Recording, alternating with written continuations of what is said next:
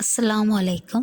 ഇന്ന് ഞാൻ വന്നിട്ടുള്ളത് വളരെ സിമ്പിളായിട്ട് ചെയ്യാൻ പറ്റിയ ഒരു എഗ് ബുർജിയുടെ റെസിപ്പിയായിട്ടാണ്. ഇതിന് വേണ്ടിയിട്ട് ഞാനൊരു പാനിലേക്ക് 3 സ്പൂൺ വെളിച്ചെണ്ണ ആഡ് ചെയ്തിട്ടുണ്ട്. ഇതിലേക്ക് 3 മീഡിയം സൈസ് സവാള കൂടി ചേർത്ത് കൊടുക്കുന്നുണ്ട്. ഇപ്പോൾ ഞാൻ മീഡിയം ഫ്ലെയിമിലാണ് ഇട്ടിട്ടുള്ളത്. മീഡിയം ഫ്ലെയിമിൽ ഇട്ട് കൊടുത്താൽ മതി. പിന്നെ ഒരു ഫ്ലെയിം കൂടുതലാണെന്ന് തോന്നുകയാണെങ്കിൽ ലോ ഫ്ലെയിമിലിട്ടിട്ട് വഴറ്റി കൊടുക്കുക. പിന്നെ ഇതിലേക്ക് ഞാൻ കുറച്ച് ഉപ്പ് കൂടി ആഡ് ചെയ്യുന്നുണ്ട്.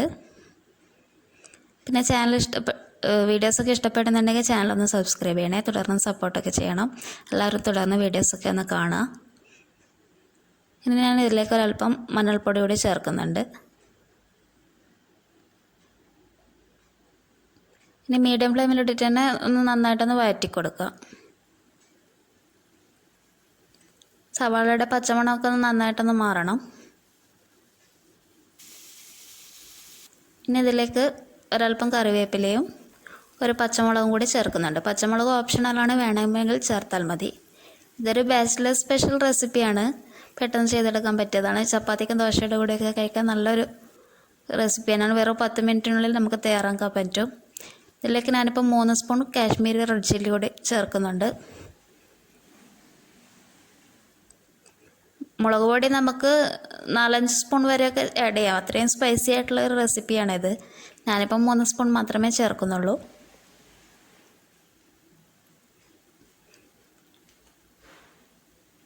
സവാള നന്നായിട്ട് വഴന്നു വന്ന ശേഷമാണ് നമ്മൾ മുളക് പൊടി ചേർക്കുന്നത്. ഇനി മുളക് പൊടി ചേർത്തിട്ട് ഇതിൻ്റെ ഒരു പച്ചമണം മാറുന്നത് വരെ നന്നായിട്ട് തന്നെ ഒന്ന് വഴറ്റി കൊടുക്കണം. ഇപ്പം ഇത് നന്നായിട്ട് വഴന്നു വന്നിട്ടുണ്ട്. ഇനി ഇതൊരു വെല്ല് പോലെ ആക്കിയിട്ട് 1 സ്പൂൺ കൂടി ഞാൻ വെളിച്ചെണ്ണ ആഡ് ചെയ്തിട്ടുണ്ട്. അതിലേക്ക് ഉപ്പ് ചേർത്തിട്ട് ബീറ്റ് ചെയ്തിട്ടുള്ള 3 മുട്ട കൂടി ചേർക്കുന്നുണ്ട്.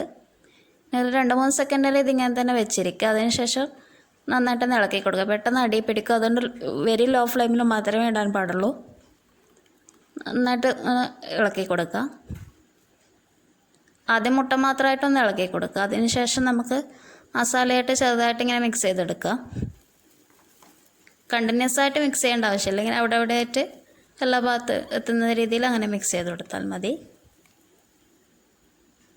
ഇത് ഈ ചെറിയ ഫ്ലെയിമിൽ തന്നെ നന്നായിട്ട് വേവിച്ചെടുക്കുക. ഇത് നമ്മുടെ എഗ് ബുർജി ഇപ്പോൾ റെഡി ആയിട്ടുണ്ട്. എല്ലാവർക്കും റെസിപ്പി ഇഷ്ടമായെന്ന് വിചാരിക്കുന്നു. Thank you for watching.